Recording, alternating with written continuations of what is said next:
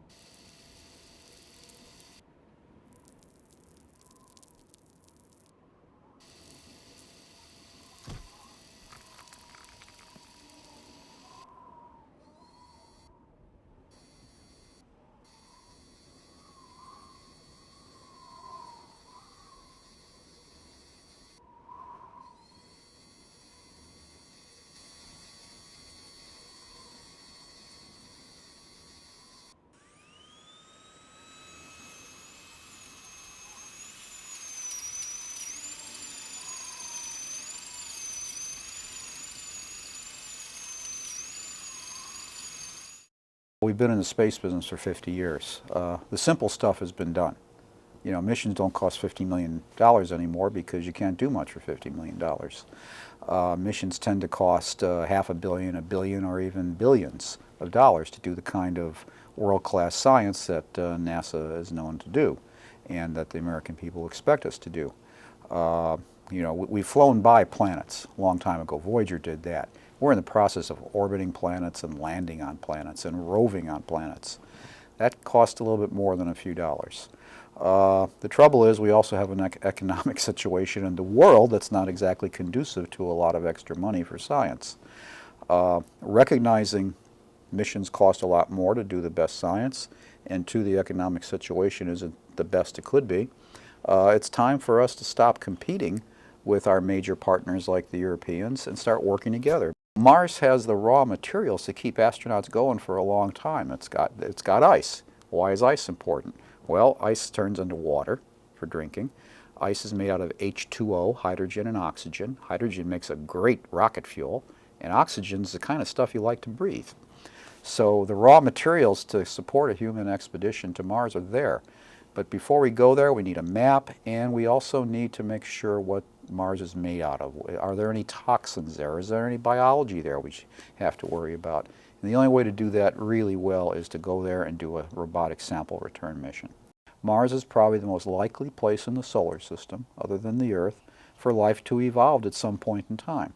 It was wet, it had standing water, it has organic material, it has energy, it's got all the ingredients for life, and there may have been life there sometime. Now, it might have only been, you know, a bacteria type of life, but it's important to find out, because if the very first place we look for life in depth, we find it, or find fossil evidence of it, that has profound implications for a universe that has, as we know now, hundreds, if not thousands, if not billions of planets out there, and it says something about the possibilities of life in the universe. The driving reason behind an ESA-NASA collaboration is to build our capabilities to return samples from Mars in the 2020s. That's a complicated series of missions. It's not a single mission. We call it a campaign because it could cover 2 or maybe 3 launch opportunities to be able to set the infrastructure on the surface of the planet, get the samples back off of the planet, and return those to Earth safely. That's the driving goal for this broad collaboration, is the ability to do that in an international context.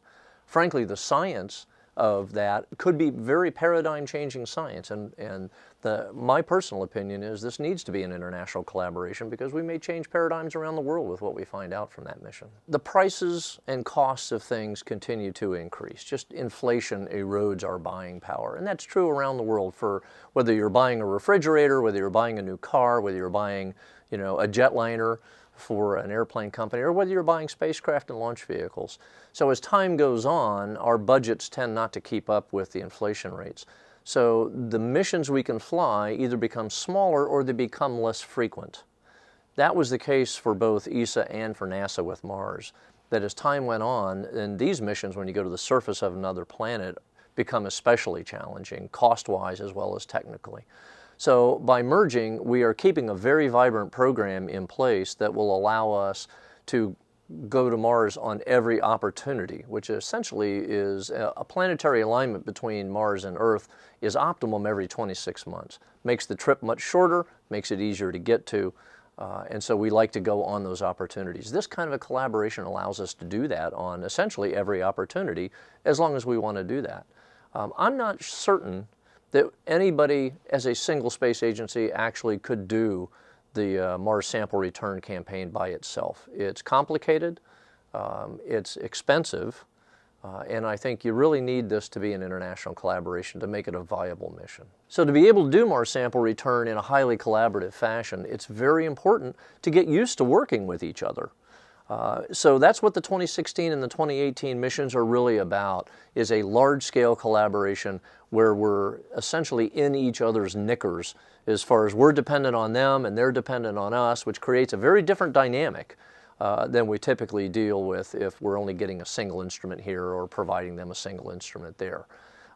In fact, if things go the way we want them to go and the way the U.S. science community, I believe, wants to go, the 2018 mission actually may cache the samples. In other words, collect them and put them in canisters for the sample return mission that would go retrieve those in the 2020s. So the 18 mission could be a very, very large-scale, very exciting mission and set the science pace for Mars for a decade or more. Also leads directly into human exploration of the planet. I don't think we can send humans to Mars without actually understanding the details of dust characteristics, toxicity of the soils. Is there something alive in that soil that's a threat to our astronauts? Mars sample return is almost mandatory before you send humans to the planet. This will get us kicked off on that as well.